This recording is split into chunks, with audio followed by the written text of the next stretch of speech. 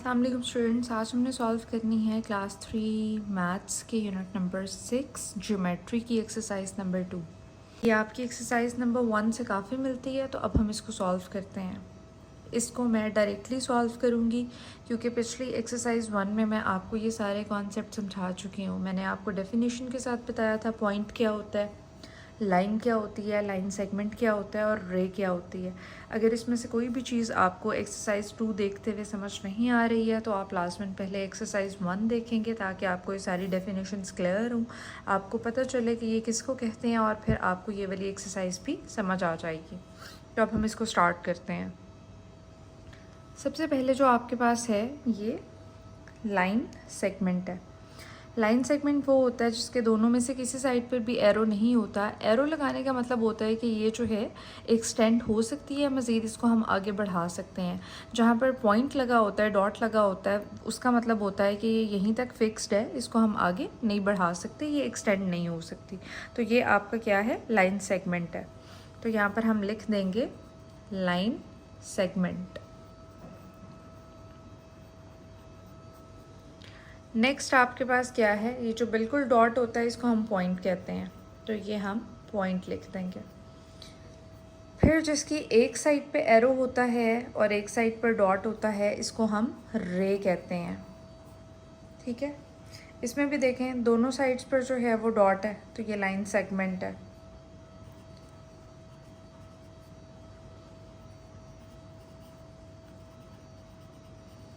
जिसके दोनों साइड पर एरो होता है ये लाइन होती है। जिसके दोनों साइड पर डॉट होता है वो लाइन सेगमेंट होता है, जहाँ एरो हो वो लाइन होती है। लाइन का मतलब ये होता है और एरो का मतलब ये होता है कि इसको आप दोनों साइड से आगे बढ़ा सकते हैं, यानी इसकी लेंथ जो है मज़ीद बढ़ सकती है, यानी ये एक्सटेंड हो सकती है।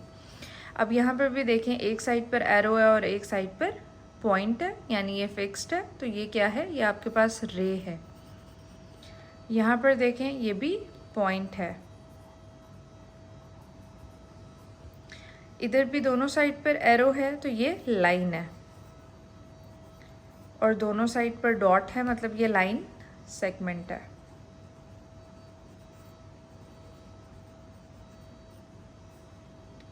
हम सॉल्व करेंगे क्वेश्चन नंबर 2 जो कि है write name of the figure, measure the length of its side, then find the parameter. अब समझते हैं ये है क्या। सबसे पहले तो वो कह रहा है कि आपने मुझे इसका नाम बता देना है, तो जिसकी सारी साइड्स इक्वल होती हैं उसको हम स्क्वायर कहते हैं। पहले तो हमने इसका नाम लिख देना है। अब हम डिस्कस करते हैं पेरीमीटर क्या होता है। जो भी ये साइड पे हमें लाइंस नज़र आ रही हैं ना, ये इसका पेरीमीटर है, ये चारों साइड्स। ठीक है, फ़र्ज़ करेंगे आपके पास एक गार्डन है और आपने इस गार्डन के इर्द गिर्द जो है ना वो जंगला लगवाना है, फेंस लगवाना है, तो आप क्या कहाँ लगवाओगे, पेरीमीटर के हिसाब से। पेरीमीटर इसकी बाउंड्री को कहते हैं, फेंस को कहते हैं, ठीक है, बॉर्डर को कहते हैं। अंदर वाले पार्ट को नहीं कहते हैं, अंदर वाले पार्ट को हम एरिया कहते हैं। जो इसके किनारे होते हैं ना, जो एजेस होते हैं, उनको हम पेरीमीटर कहते हैं। ठीक है, तो अब पहले तो आपको पता लग गया कि पेरीमीटर होता क्या है। अब उसने कहा है कि आप मुझे लेंथ बता दें ए और बी की, तो हम स्केल से चेक कर लेते हैं। ये आपका ए से बी तक है, तो ये हमारे पास आ रहा है 4 के इक्वल, यानी ये 4 के इक्वल है।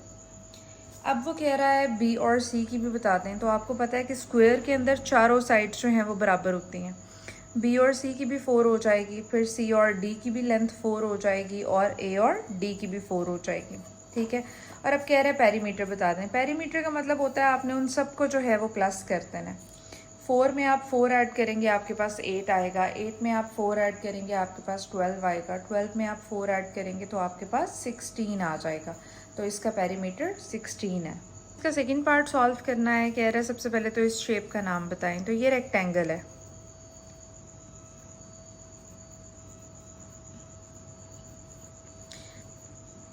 अब रेक्टेंगल में आपको पता है कि सामने सामने वाली यानी पैरेलल वाली दो साइड्स इक्वल होती हैं। ये वाली साइड इसके इक्वल होगी और ये वाली इसके इक्वल होगी। अब वो कह रहे हैं मुझे पहले पी क्यू की लेंथ बताएं, तो हम पी क्यू की लेंथ चेक कर लेते हैं। ये हमारे पास है 0 से 6 तक, तो ये 6 है। अब रेक्टेंगल में आपको पता है कि आमने सामने वाली जो साइड्स हैं जो एक दूसरे के पैरेलल होती हैं वो बराबर होती हैं। अगर ये 6 है तो ये भी क्या होगी, 6 होगी, आर एस। तो आर एस के आगे भी 6 लिख देना। अब आर क्यू को चेक कर लेते हैं। आर क्यू हमारे पास है 3.5। आर क्यू अगर 3.5 है तो ये एस पी भी हमारे पास क्या होगी, 3.5 होगी। अब इसको प्लस कर लेते हैं।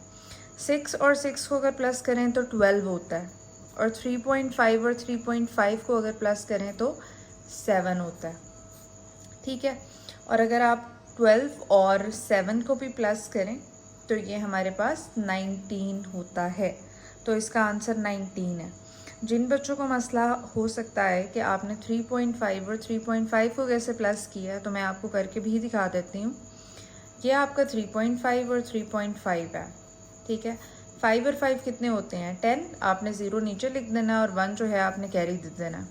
और 3 और 3 कितने होते हैं, 6, और इसमें कैरी वाला ऐड करोगे तो 7 आ जाएगा। पॉइंट की जगह पॉइंट आ जाएगा। तो ये देखें आपके पास 7 आंसर आ गया। पॉइंट के बाद अगर 0 आ जाए तो उसको हमने काउंट नहीं करना होता। ठीक है, ये 7 आया था और फिर मैंने इन दोनों को प्लस करके जो ये आया था उसमें ये प्लस किया है, यानी मैंने इन चारों को प्लस किया। ठीक है, और उन चारों को प्लस करके मैंने आंसर निकाल दिया। आपको इसको इकट्ठा भी प्लस कर सकते हैं। अब इसका जो है तीसरा पार्ट भी है।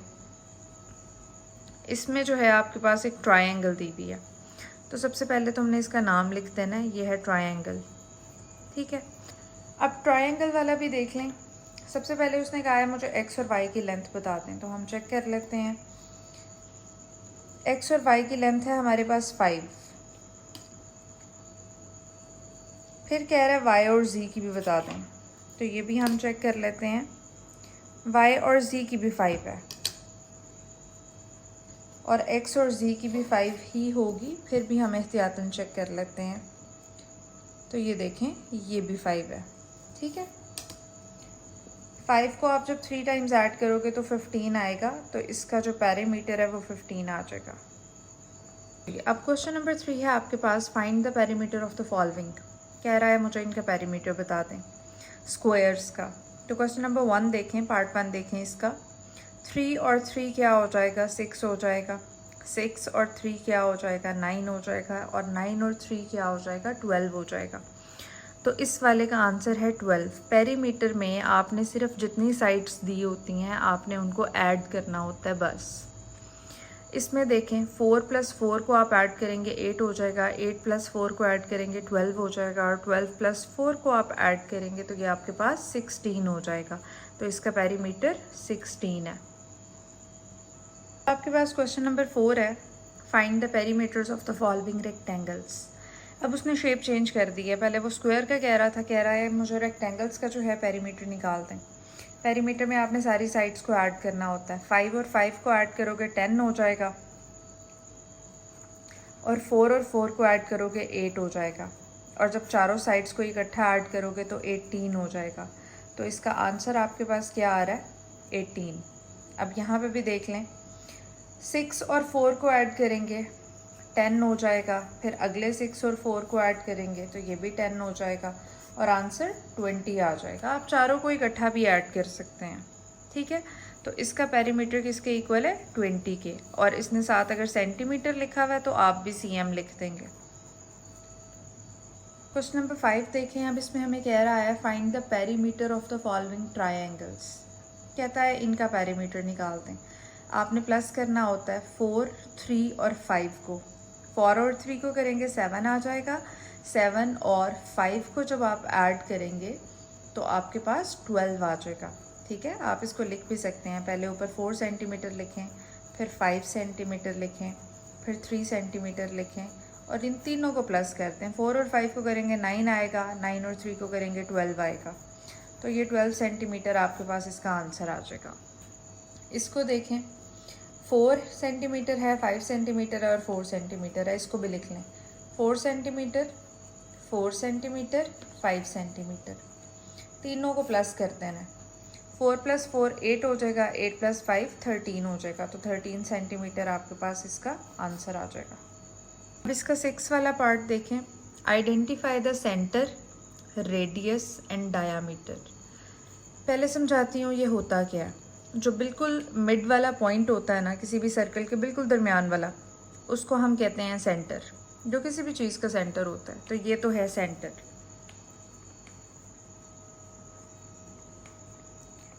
ठीक है।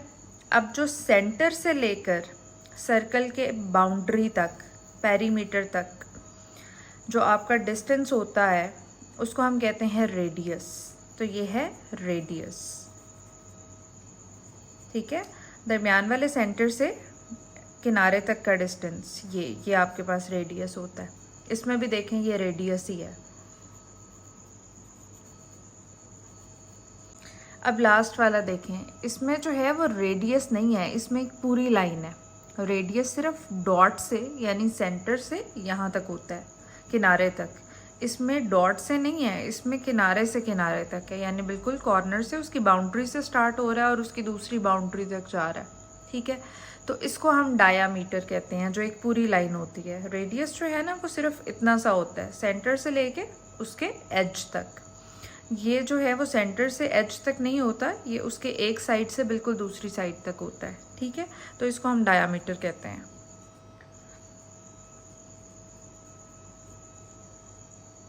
और यहाँ पर आपकी जो है वो एक्सरसाइज कंप्लीट हो गई है। कुछ भी समझ ना आया हो तो आप मेरे से कमेंट्स में पूछ सकते हैं।